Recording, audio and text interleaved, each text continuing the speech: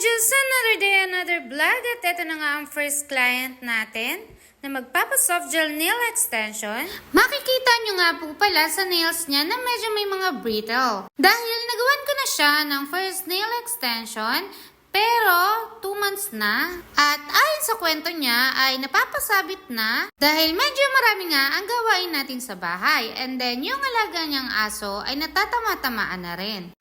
Soft gel nail extension na nga pala to na gagawin natin para kay client. At ang sabi nga po pala niya ay kakatanggal lang din ng soft gel nail extension niya before. At eto na nga po yung mga time na nagpapolish na ako ng nails niya. At eto yung kaunahang nails na ginawa natin sa kanya. Medyo maiksi nga daw. Pero ngayon gusto na niya ng medyo mahaba. May nails inspo nga pala dyan si client, pero napansin ko na medyo plain or pale yung nails inspo na gusto niya. And then iba din naman yung base color na gusto niya. So pinalitan lang namin and then nagdagdag lang naman ako ng konting stones. Para hindi naman katulad ng nails inspo na kinuha niya at medyo may originality naman tayo. Tsaka ang sabi ko nga ay kahit minsan lang naman niya gagamitin o ipapakita ang nails niya para sa graduation niya ay much better na medyo bonggahan namin ng konti. Konti lang daw, eme. But anyway, eto na po ang final result ng soft gel nails extension ng first client natin today.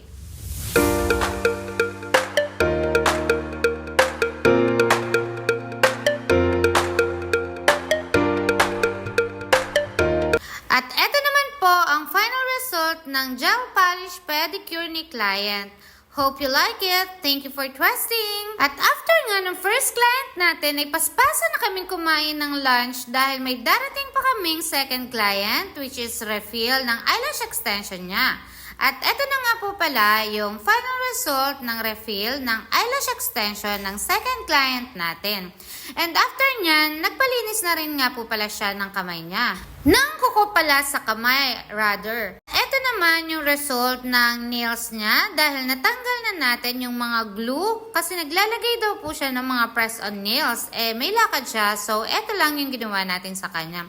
And then, bumili nga rin po pala siya ng homemade chili oil natin na meron po tayong mga stock sa salon. Kung gusto niyo pong mag-avail, just PM us. And then, habang nagpapahinga naman ako, dumating yung kaibigan ko and then nakitambay sa akin habang nagkakape kami. And then, after that, eto naman yung mga client namin na sumunod.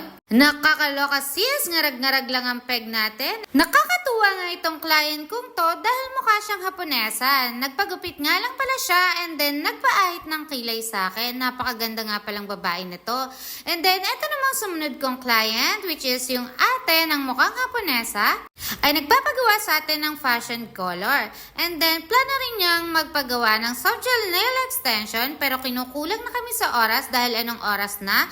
So, sabi ko sa kanya, pwede namang bumalik na lang siya bukas para magawan ko siya ng soft gel nail extension. And then, habang nakababad dito yung buhok niya para sa hair color, ay nire-remove ko naman yung before niyang nail extension. Hindi nga po pala akong may gawa nun. At eto naman, nag-a-apply na kami dyan ng purple shampoo dahil tapos na nating lagyan ng bleaching color yung ating client. Nakakatuwa lang dahil napakabait ng client nating ito, pati nung kapatid niya. Dapat nga magpapakolor din yung lola nila. Kaya lang anong oras na to and then fashion color pa yung gagawin natin sa kanya. So alam natin na matatagalan. And eto namang binabanlawan is yung nakapag-apply na tayo ng main fashion color niya. Ang nagustuhan nga pala niyang color ay katulad ng color ni Jowa. At eto muna yung ginawa natin sa hair niya. Dahil bukas natin gagawan ang hair Brazilian treatment niya at ang soft gel nail extension niya. At eto dahil meron nga po pala kaming family outing. After namin sa salon ay sumunod na kami dito. Hindi na nga kami nag-dinner dahil alam namin marami kaming dadat ng pagkain. At ang sabi nga ay better late than never. O ayan, party sis, diba? At nakikita nyo naman, kahit late, napakasaya pa rin namin. Anyway, na-share ko lang naman. Thank you for watching. See you at my next vlog.